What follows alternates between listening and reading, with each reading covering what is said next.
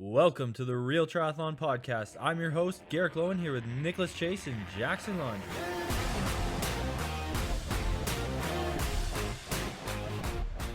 Welcome back. Of course, it's never a team event without talking to all the teammates who raced over the weekend. And we just had T100 at Alcatraz. And Tamara, we didn't get a chance to chat with you because I think you were just recovering and transiting back to home. So how you doing? Yeah, I'm good. I took the red eye home, so that was a big sort of like not ideal for recovery travel. Like my superpower is sleeping on planes, but you can only get so much sleep on a 5 hour flight. So I was just a little tired earlier this week and yeah, trying to recover a bit now and then gear up for Tremblant next week. Red eyes like always sound like a good idea when you're like in the midst of booking everything. You're like, yeah, it'd be great to get home. I'd love to I'll already be awake. I'll be revved up. So why not? And then you're like in your chair, like, I'm barely gonna get any rest. Yeah. Yeah, it is funny. I mean, it was nice. I got a bit of extra time in San Francisco, which is really nice. So I did have some time there to like ride the course again, ride across the Golden Gate Bridge, like do a nice run by the ocean and stuff like that, which was nice. But um yeah, yeah, I like sleep well on planes, but you still kind of get home and you're jet lagged and it's not the best sleep. And then I imagine I'll have like a full day at home once I'm home, but it's really more like a get through the day and exhaustion and nap. Yeah. High hopes all around. Yeah, I've been there yeah, many yeah, times. yeah. So after exploring around and training and riding around San Francisco, I had the opportunity to do that a few times, and I made my way into Sausalito. I went to the Muir Headlands. And did you have a chance to get into any of those riding opportunities, like right across the bridge, taking that left and going up into that area? No, not for riding. We visited like as a tourist thing, just like in our car, the Muir like redwood forest, Muir Oh, Woods, I think, wow. and that was beautiful. It was really spectacular. I was so glad that we did that. Cycling, I basically just rode the course over and over again, except for the last day I rode literally like just across the bridge and back just for the experience.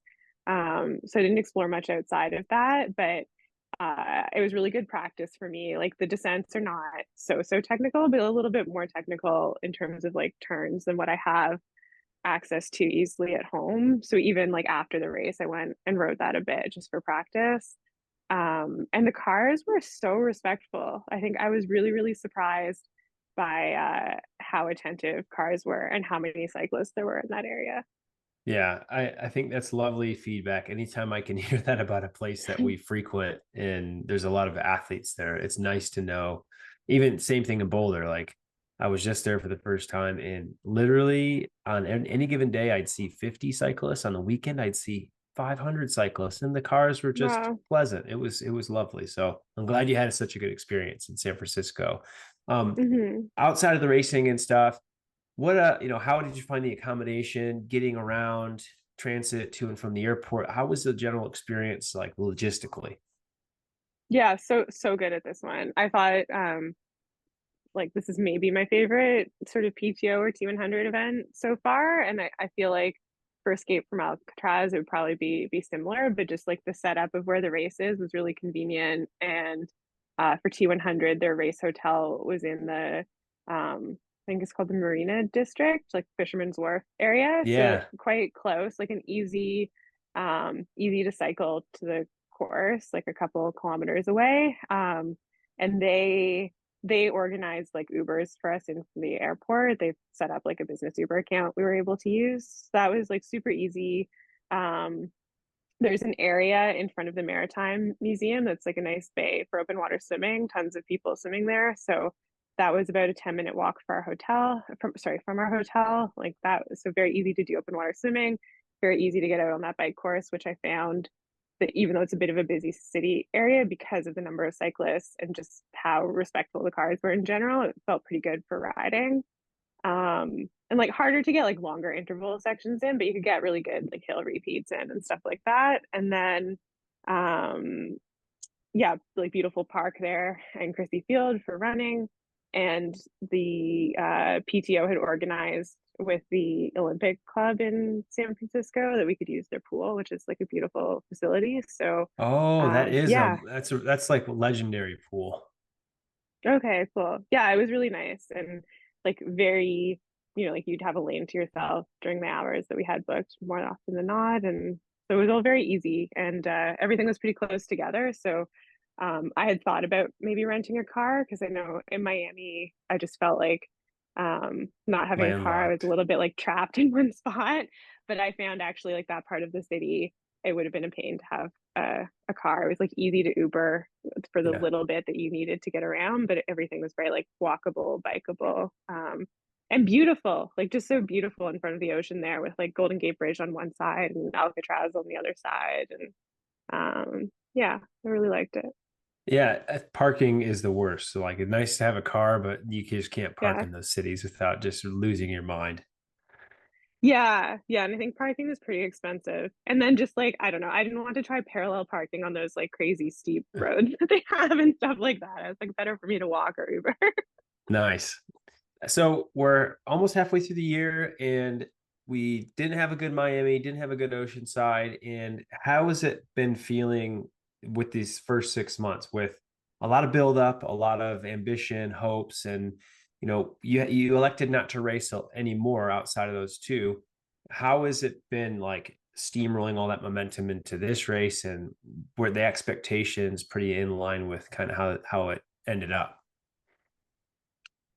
Yeah, yeah, I think I really needed a positive overall race experience out of this race, and I definitely feel like I got that. I think in terms of like result and athletic performance, I was a little bit disappointed with my bike split, but that was partly the course. It was just a tough bike course. And I'm like not as confident on the descents and I'm a bit of a lighter rider. So a lot of my bike race was like catch up on the hills, working really hard, lose people on the descents. And it just that kind of wore me down through the laps, especially because other people weren't dying on the hills as much as I hoped that they might. Um, but in terms of getting the season rolling, um, yeah, I did a lot of work after Miami, but then particularly after Oceanside with a mental performance coach. And a lot of the exercise that we did was um, writing down sort of like values or like my values in sport.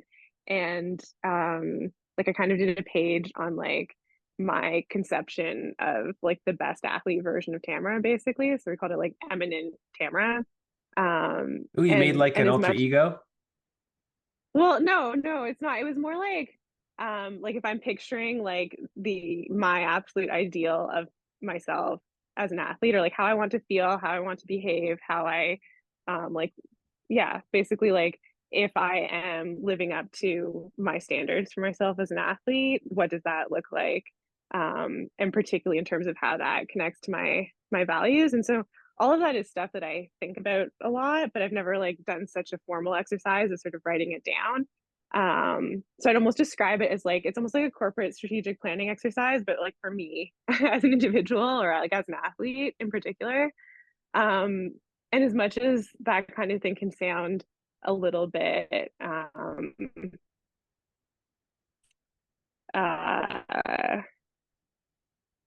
I don't know, like not like a little bit abstract maybe or something like that. I found that honestly just the process of writing that down and thinking about it and articulating it and talking through it really helped me get back into the mindset that I have been more in the past in the sport and that I tend to need to be and to perform well and to enjoy what I'm doing. So yeah, I felt like I was back into like a much better headspace in this race and um yeah, kind of felt there on my own terms and like I was enjoying what I was doing and kind of back to like the right amount of anxiety for the race, I guess, or more like excitement about the event as well. And I think having such an interesting course and format really helped me there as well. Like it just when you're doing something like like the course is interesting and you're doing something like hopping off a boat into the ocean that you don't normally do and stuff like that. It's a triathlon experience, I think that feels worthwhile no matter how it goes. So I was really feeding off of that.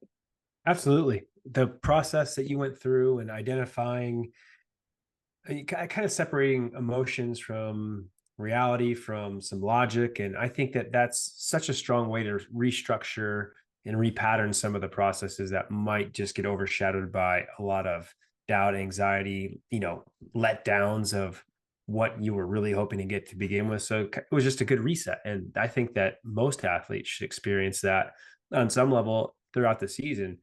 Bad race, good race. I mean, usually your good races, you forget. That's probably the best time to do what you did, just to recalibrate. So that's great that you were willing to take on some external advice, some new processes. Hopefully, in my opinion, like Tremblant is such a, I have FOMO that I'm not going. Like that is a race I think you and I both really know, like to the core. Is such a beautiful location, the venue, the experience. It just feels warm, and it feels like a race that is good for you. And I hope, obviously, you had a successful, I think you had a successful T100 in Alcatraz for sure. Your performance was exactly, I knew that the sets were going to get you. It's too soon, not enough time to nail them.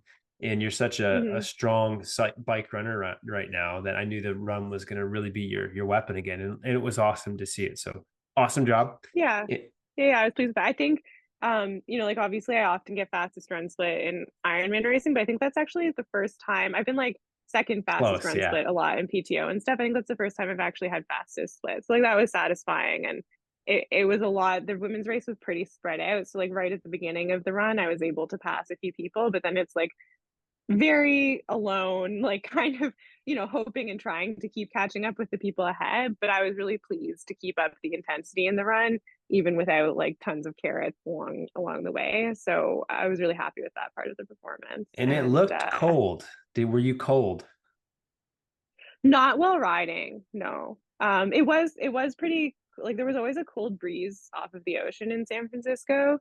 I like cold water really doesn't bother me very much. So for that, I just felt like it was a lot. I can understand that it affects different people differently. To me, it feels like a lot of fuss about nothing when people are fussing about like 13-degree water temperature because I just respond well to it. And I think as soon as you stop moving, it was cold, but when you were moving during the race, it was actually like quite a nice temperature to race at.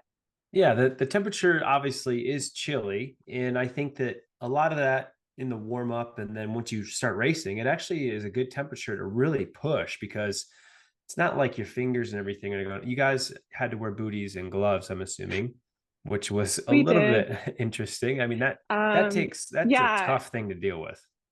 if you've seen the movie Everywhere, or sorry, Everything Everywhere All at Once, and there's like an alternate reality where they have sort of like sausage fingers, that's sort of what swimming in those gloves feels like to Yeah. me. I felt like that part was a little silly, but of course we all, we were all in the same boat on that. So Yeah. it's Interesting. fun. Interesting that it was mandatory. I think that, a lot of ITU races and everything, like you didn't never see that mandate. So obviously the Mm. athlete welfare was at the highest priority. That's great. And everyone had to deal with it. And there were some funny faces and looks coming out of the water, of course, with with some of the stuff flying around. Yeah. A lot of people losing swim caps as well as seemed off of their caps Yeah. and things like that. So the jumping off the boat, not having swim buoys, just kind of going off the group, I know Mark had given you and Jackson some insider tactics. Did you find any of that beneficial, or was it mainly like we just have to stick with the group? I think realistically for where I am in the swim pack, and especially because it was choppy and foggy and hard to sight, I was really more in a strategy of like stick with the group and every once in a while check to make sure they were kind of on track. I think a lot of the women had gotten very similar intel of what to focus on. So as a group, we were pretty in agreement, I think, of where we were targeting on shore. But it was definitely a really good peace of mind to have Mark's advice and have a sense of even just tactics of like trying to get out right at the edge of the beach and like run across the beach and stuff like that. I wouldn't have been as in tune with the race setup there without that advice. So it was all like helpful to have talked through before for sure. The I level think of, I think oh, like go ahead. as a group, I think the athletes all were like, we just want to get to land. So I feel like at least among the women, it felt like there was a little bit more cooperation on the boat beforehand about discussing sighting a little bit as a group because we're like, we just want to get to shore and make sure we're okay, and then we'll keep racing. So I felt like there was a bit more discussion together actually also about sighting.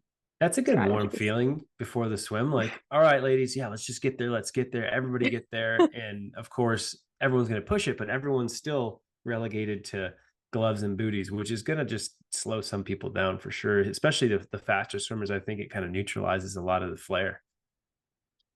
Yeah, and definitely, and also like the current. Like I know that apparently the current had slowed down significant. Like it was a huge current for us too, but like the men had a particularly fast current, and even just in the 45 minutes between their race start and ours, it had slowed. But like you could see, I think that neutralized the swim for a lot of the faster swimmers too. That we were all being like pushed quite a bit by the current just from the position of where the boat was that we dived in off of.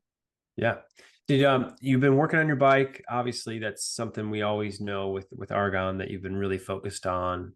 How did it feel out there with the aggressiveness and kind of having to shell yourself on the uphills and then just hold on for dear life on the downhill? Was everything kind of where you wanted it to be on that? Yeah, yeah, I think my bike is feeling really good, and we're doing more testing on it at the velodrome. And there's a velodrome near Montreal, so basically after Tremblant, I'm spending a week in Montreal, and doing some more like position testing and stuff like that with Argon. So that'll be good. But I think that's coming together well, and um yeah, it felt very comfortable, and I think my riding was good. It's just a matter of like I've been doing a lot of work to get more comfortable at slightly more technical aspects, and it's just that that's still a work in progress. So even like I've been doing like a weekly like very low key like very straightforward ev cross country mountain bike racing each week, and I think that's something that will gradually help with things like being more confident on descents, even on the road. But it doesn't happen overnight, so it's not like 3 times of that and now I can like descend with the best cyclist. It's just still a work in progress. No, that's what it takes. I mean, you never will have it until you just continue being consistent at putting yourself in some situations that are totally outside of your scope and uncomfortable. So that is what it takes, Tamara. Like athletes, if you want to get better at bike handling, you can't just wish it to happen. You've got to like find opportunities like Tamara. Like this is awesome, great job. And then overall, you ran down a few athletes. You still managed that 10th place position, and after the race, we saw a little interview and it looked like that's where it was so foggy. Obviously, it Mm-hmm, was mm-hmm. the Marine layer in San Francisco. What was the feeling like after the finish line? Was it just like I gotta get warm? What the hell just did I do? Or were you like pretty elated that you managed to overcome a lot of those previous barriers or demons? Yeah, um I think I was like happy. I wasn't like elated. I think I was a little bit like, not unhappy, but not happy with 10th place. Maybe like a little bit neutral feeling on that. Like I would really like to do better, but I was also overall happy with how I'd raced and how it went. Um, and I was happy, like pleased that my mindset had been good and that my mental race felt strong, but I hadn't been too worried about it. I felt pretty confident going into the race that it would be good. And I just feel like we really have I guess since March and April, like really gotten things into a good track. And I was just feeling pretty confident with my positive feelings about my racing and training.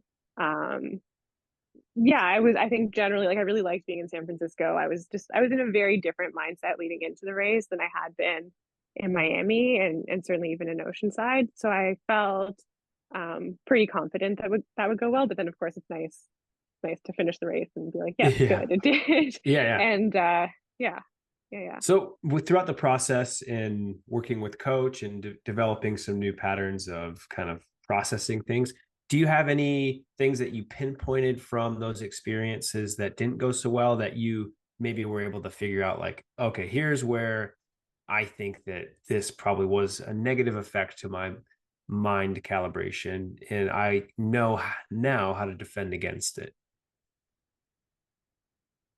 Yeah, I think the biggest thing, there were a lot of like little instances that I'll come back to. I think just like getting back in tune with my own values and kind of a process of like validating with the people close to me, like why do I do this?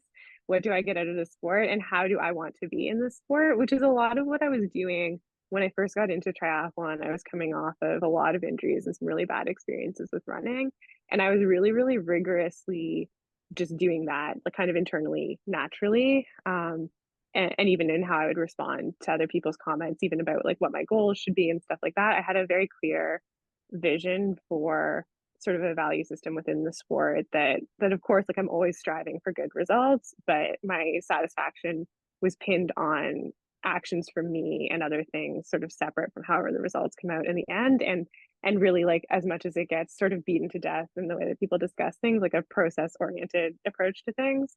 And I just think with Miami and Oceanside, there were just a lot of little ways that I had kind of let some of that like armor break down a little bit, and like let thoughts through that don't serve me well about sort of like what my goals should be, or what the sport should be like, or like why I should be doing this.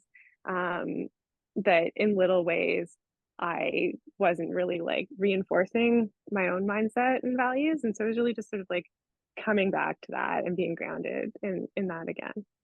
It seems like I know once you, it sounds like nebulous, but it really like the most helpful thing was sitting down and writing out like, if I imagine like what I want to be as an athlete, what does that person look like? And trying to really like imagine myself in that space and as that person. And actually like write down some things. So like one of them was one of them that I turned into an affirmation was basically like, I'm strong enough to win or lose any battle.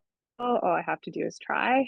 And so like that's just one example. It's a really important one to me, where I really value I think it helps me put the effort in. And I also really value it when other people can like go for something and be at peace and be gracious, whether they sort of win a given little battle or lose it, and the strength that both of those things take. There's like a lot of articulating different things like that and just trying to like live in that mindset again. absolutely. I think over the course of what I've realized with just humans as coaching for so long now, and also seeing and being surrounded by some of the highest performing athletes, is we're all going to be faced with problems every day, no matter how good we are, no matter how we win, no matter how we lose, how much money we have. We all have problems every day. And what I've noticed is the only thing that really derives a lot of internal happiness, not just buying things and going with what the world kind of puts in front of us, but is solving problems. Solving problems makes people feel good. And if you can make better problems for yourself, instead of wondering about what you don't have and feeling bad about it, but being grateful and taking those problems on a higher level of, well, these are the problems, but I'm going to choose to handle them this way. If you can solve them with a positive approach, then look, it just changes kind of your level of cohesive happiness over the period of time. So I think your period of wondering through that, like from the outsider's experience, like watching this happen to you, it's like you're thrust into this big T100 environment, big opportunities are now right in front of you. The social media stuff's everywhere, the drama, all these, different opinions being polled and taken into your account. And I think it's easy to lose some of that and focus on different level of problems that you weren't familiar with. So once you got back to your core and developed that uniqueness that you've always had, like got back to it, then this happiness can then flow back through you. And that's what it seems like this process has hopefully obviously cemented right back into why Tamara is the triathlete she is. And that's great. Like, again, I know that was more of a statement, but I think seeing that you go through that process is every athlete does on some level. And thank you for being, open about what it meant to you. And obviously the problems are going to keep coming and it's not done. And so heading into Mont-Tremblant with all the adaptations and new levels of everything, it's a very warm welcome, I'm sure, for you to be back in Mont-Tremblant. How is that energy right now? Yeah, I think good. I think trying to tune into the same things. Like a big part of that process too is they're just, I think, over the past few years, like I've made a big career decision to do this full time instead of I had always in the past imagined sort of balancing it with being a lawyer, or that like being a lawyer was my primary focus. So like that's a big change personally in terms of self-image and goals, financially in terms of like how I imagine I'm trying to like make a living. And then there are huge changes in the sport around the T100 and the Pro Series. And it's been a very kind of like that can be very destabilizing. I found that very destabilizing at the beginning of the year. And so I think just being more grounded in a strong sense of like self and values and why I'm doing this and kind of I think brings back a feeling of control from me. Like, okay, all of Mhm. this noise is happening in this environment and some of it's great and some of it's not and whatever. But I think when I can go into those environments with a strong um sense of like what I can control, how I want to be in that space, um, and and sort of reinforce for myself, like, you know, you're not going to get external value validation for like everything that you're doing, and people are going to have whatever opinions they'll have about a performance or what you're doing, decisions that you're making. You can't control that, so just being in tune with sort of like um, you know, uh my feelings about what I'm doing and why and Yeah. what I'm going to congratulate myself for or not. I just find it like it brings all the control back to me in the environment, and then I can focus on performing the way that I want to, or like trying my hardest and not worrying as much about the noise, and I can interact with it more on my own terms, and what's not helping me bounces off more easily. So um yeah, I think I've done a good job of getting back into that mindset, and I'm expecting that to continue in Tremblant and just, you know, enjoying the great parts about the event and um, letting anything that doesn't serve me bounce off a lot more. Well, since you can drive to Tremblant, will you be bringing a cat? I really want to bring my cats with me, but I think we're gonna leave them with Chris's parents because I think they'll have a Oh, better, more relaxing time. But I mean, bringing the cat with you to every race could be the missing answer. well, there aren't a lot of. I think Tremblant is the only one I can drive to this year. I did bring my old cat Opal. We did bring to Tremblant one year, which was very nice. But because we're also staying in Montreal and then Bromont nearby, where the velodrome is right after, it's a bit more logistics Yeah, than just the Tremblant Airbnb. that's a tough one. Well, Yeah. we've always loved the cat content. I mean, I'm not a cat person per se, but I think they're cute from a very like, hey, this is your cat, and I'm gonna go home without a cat because I'm allergic. It was very cute. Chris, on when I was on the boat, like before the race start in San Francisco, he was sending me these little like video stories of one of our cats. George was like trying to, um, I guess like jump up to catch a little like feather toy that we had on the Oh, door frame. And so I got this whole series of like video stories of like George is like trying, but he's not sure. And then he like walks away and consults with his supporters. And eventually he did jump high enough to catch it. But it was cute getting this whole little like story, inspiring story sequence about yeah, my and I cat. feel like he was jumping about like 6 foot in the air. Like he was jumping Yeah, high. yeah, yeah. No, he's yeah, he's a good jumper. My gosh, that's great. I think, and I'm hoping Chris and your mom and dad are gonna be also with you in Tremblant. Yeah, yeah, basically my whole family. My sister and her partner and my Oh, niece, great, because they're staying Canadian Track Nationals are in Montreal right after Tremblant. So oh, Ethan and my sister are staying to coach some athletes there afterwards as well. So it works out very nicely. nice. Well, the start list for Mont Tremblant, it is one of the most exciting ones I've seen for the Pro Series, aside from like the opening Oceanside one. I think I can't wait to see. I mean, Cairns is this weekend, so we'll see a lot of points changing around. It's really been a fun series to watch. I think having a bigger pot of athletes personally within this series has really made the diversity of who's moving around, and it's going to change a lot in the last 3 or 4 months of this year. But it's been really fun to watch. I really gotta give Ironman a pat on the back and say you've done well to open it up. And I think there's some issues with the big pro men field interfering with a lot of the women's racing that needs to be addressed moving forward. Hmm. And hopefully in Tremblant, you don't experience much of that. But do you have anything with, having experienced both of these pro series with the T100 and the Ironman Pro Series? How has the energy been kind of at each one? And do you prefer one over the other? Mm, I thought that I would prefer. Ironman just because of courses and style of racing, but I'm feeling pretty positive about T100 after San Francisco. And I think, um, yeah, I think I like right now that I like how they're both developing. Like I hope this continues with this momentum next year. I think, um, T100, I hope, is kind of like finding its stride a little bit. Like I feel like they've been trying to figure out as they go along exactly how they want to do things and how this is all going to work in practice. And I think San Francisco is maybe like I liked the course in Edmonton. San Francisco was a really good course, and I really liked the atmosphere at that event and the way that it was run. And that made me feel like this could be a really good thing if they like capitalize on that and keep it going in this direction. But I do like that Ironman in responding has also, like, I feel like they are providing more support for pros now, and there is more excitement about the Pro Series than just sort of um, a less focused pro schedule on their end. So, yeah, I think I was feeling like super negative about change in the sport at the start of the year, and I feel kind of open minded about both now. I'll be interested to see how I feel after Mont-Tremblant because obviously Oceanside was like quite a bad experience and that like colors some of my feelings naturally as well.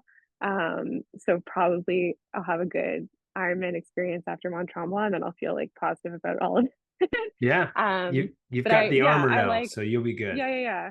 I like both formats. I do really like the amount of athlete support that T100 provides on the ground and particularly their bike mechanic support. And I know that obviously like there's some bike mechanic support at Ironman events, but it's just really next level in terms of the like focus of like fully like the bike mechanic who travels with the T100 right now is so amazing and so helpful and so enthusiastic.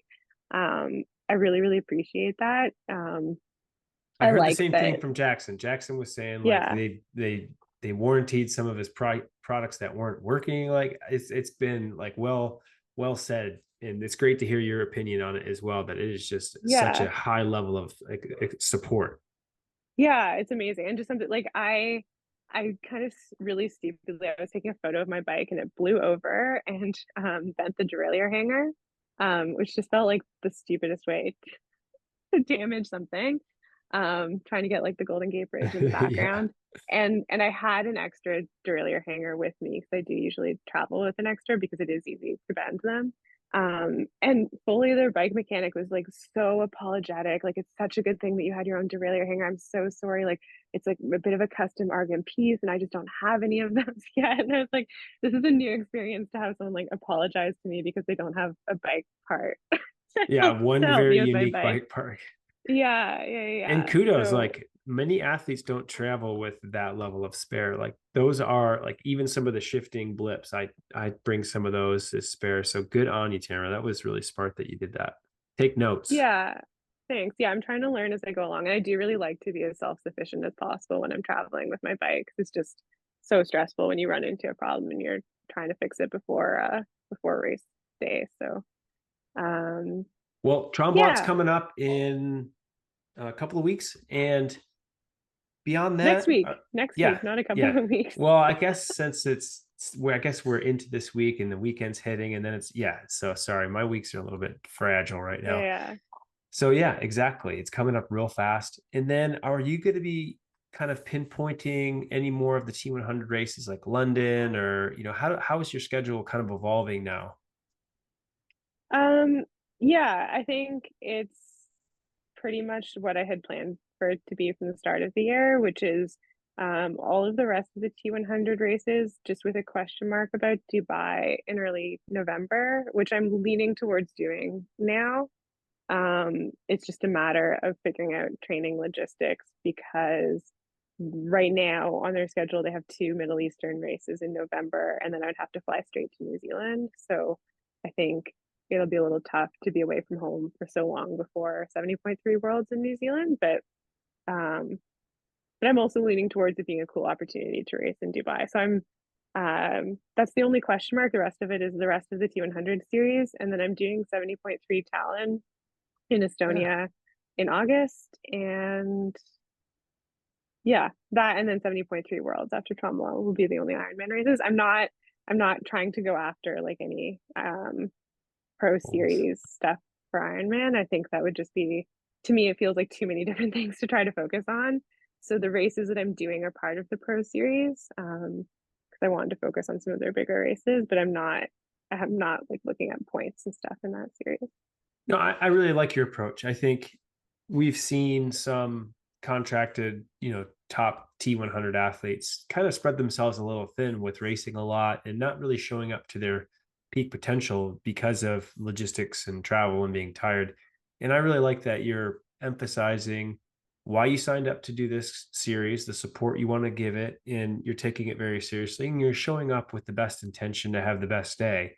And I think that that's super respectable. And the only one who's really kind of pulling that off with double dipping so much is, even Sam Long, which is crazy to see him kind of go back and forth so much. It's certainly it's gonna take a toll eventually. But I really like that the athletes who are part of the T100 series are really giving that series what it needs to be successful. Because I think otherwise it just kind of diminishes a lot of the value that T100 just put within those athletes they selected. So Mm-hmm. I give you a round of applause for that.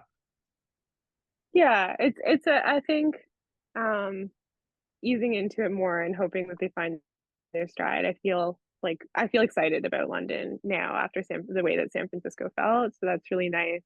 And it is, I mean, they consistently draw like really, really good fields, and I do really, really want to keep like trying to move move up a bit within that, or like keep racing those athletes. So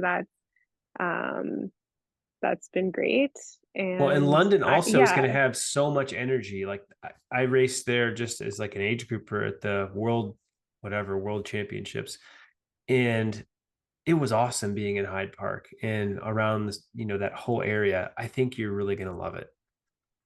yeah, I hope so. I hope it'll be fun. And I think yeah, I think they're still ironing out issues. Like I think I would love it if I think it sounded like talking to people who watched the broadcast in San Francisco, it sounded like that was significantly better than the broadcast in Miami, but still not as like revolutionary a triathlon product as I think that they keep promising. So it's great that they're improving, but it would be great if they could tell the full story of the race a little bit more. And obviously that was easier for them, just the way the men's race played out in San Francisco than the way the women's race played out. But it just seems like even though their broadcast has improved, it's not fundamentally different from triathlon broadcasts that we've gotten before. At least I don't watch a lot of it, so it's just my understanding from like talking to people and my impression of what they're telling me. So I think it would be great if they can keep trying to improve that and make it a better broadcast product. And I think it sounds like they're open to different ideas for exactly how they'll set it up next year. They want to expand the number of races, I know. And then I think they're trying to figure out what the right size of field type of contracts is, because I think like the wild card athletes are proving that they can compete really, really well. Like, I don't really think, I'm skeptical that top 20 is like the right cutoff, as opposed to something like having at least like the top 40 or even top 50 athletes like regularly in the mix in those races. Um, and just like maybe slightly bigger fields. Like I think with right now, especially because they haven't been able to like fill the women's field all the time. When you start out imagining that you'll have 20 athletes and then it's down to like 18 athletes, it's a pretty small triathlon field. And I have it's interesting to hear different views about that. Right now, my feeling is that it seems to me like it would be exciting with a bit more of a field. And I did like the atmosphere at past PTO Open events. So I think those are two things that I might hope would change as it goes along. But I do really like that they're finally introducing some courses that are a little bit different from what they've done before, like the one in San Francisco. It was a lot of fun. And I definitely feel like there are a lot of things in that series that are moving in a direction that I like a lot better from how some of it looked to me at the start. Yeah, I think you're exactly right. The energy seems to be moving a little bit more forward. Obviously, Jan, his commentating style is really carrying a lot of the series, in my opinion. His values, I really appreciate having him on there because he's kind of like cutting it really how it is. I like his rawness, and I think having I don't know. Sometimes the broadcast does feel a little bit empty. It's not as much energy, and I think that's just because there's not a lot to talk about with such small amount of people on camera and not a lot of action being covered. So that will obviously get better as things go. But will this ever be a product that athletes who are not part of triathlon tune into? I don't know. I think you have to be a fan, but maybe the sport is just going to grow enough fans who are going to compete to just care, just like any tennis, pickleball, whatever. If you play it, Yeah. you might watch it. So hopefully we get some more growth. But I really appreciate your perspectives, and it seems like being foot on the ground there, it's like good energy, and I'm glad that you're digging the T100 series for sure, because they've spent a lot of money to make this sport edge forward, and I hope that it pays off for sure. Yeah. Yeah. I hope that it does come together, and I hope um yeah, I hope they keep being like guided towards, or like that they're figuring out like what the best ways to spend that money is to like Yeah. really, really keep supporting the sport. Um, Yeah. but yeah, like I would say just like with the broadcast, for example, like I thought it was a miss. It seemed to me, and again, I don't know anything about all the logistics of filming, so I could be like completely wrong, or there are like good reasons why it was like this. But for the women's race, my understanding is the run focused almost exclusively on Taylor, to the point that the commentators were kind of running out, like audibly running out of things to say. Like they were starting to discuss not having anything to say. And I think the concept, like you could have put together a much more exciting run course with fewer loops if it was just about like athlete experience on the run course. The run course was fine, but there was like more interesting geography around, but they really wanted to be loops. That was great for spectators, but I would have also thought that that gives them a bit more flexibility to like, maybe on one loop, take the camera off Taylor for just a little bit, check in with the rest of the race, and then Taylor will come around on the next lap. The camera can find her again and follow her for the rest of it, like that kind of thing. It seemed like part of the idea of loops is to have opportunities like that, and there just wasn't much movement at the front. Wasn't any movement at the front of the race there, but there was stuff happening, like even between like Paula and India Lee, and just some other stuff going on that they could have focused on for one lap out of four, I thought. And it's most frustrating because as viewers and pro athletes, we've been saying these things for a couple of years now, even with the Ironman series races that were broadcast.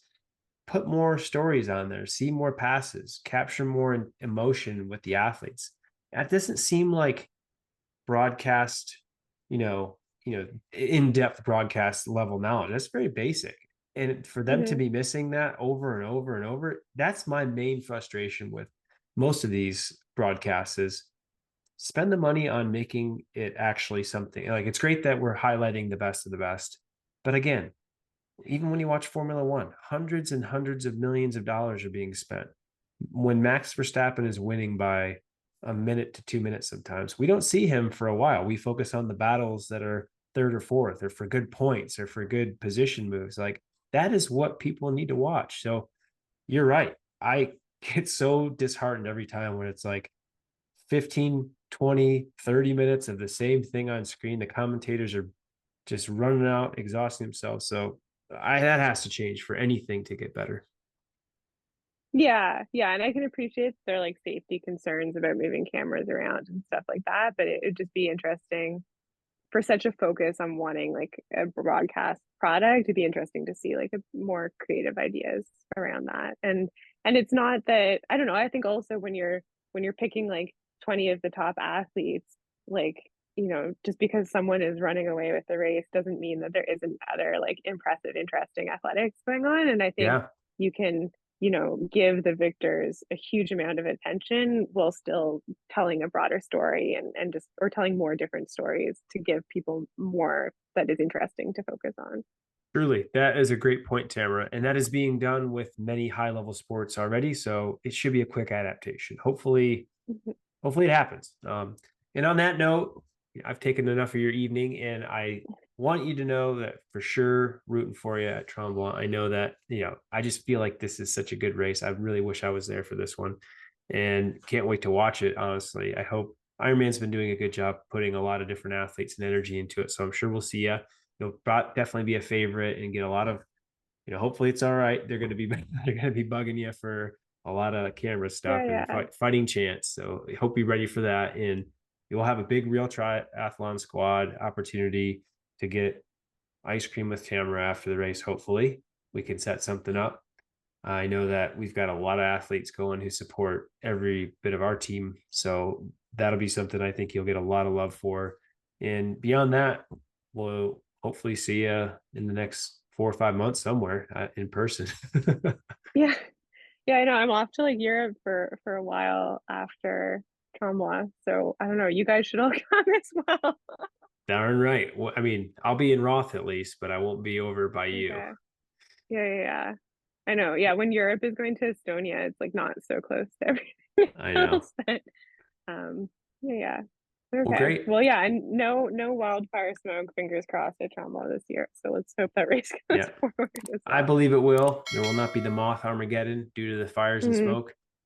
And we wish you the best. And Tamara, thanks so much for being part of this and being part of our team. And can't wait to see what you do in the next weekend. Yeah, thank you. Okay. Cheers. Okay.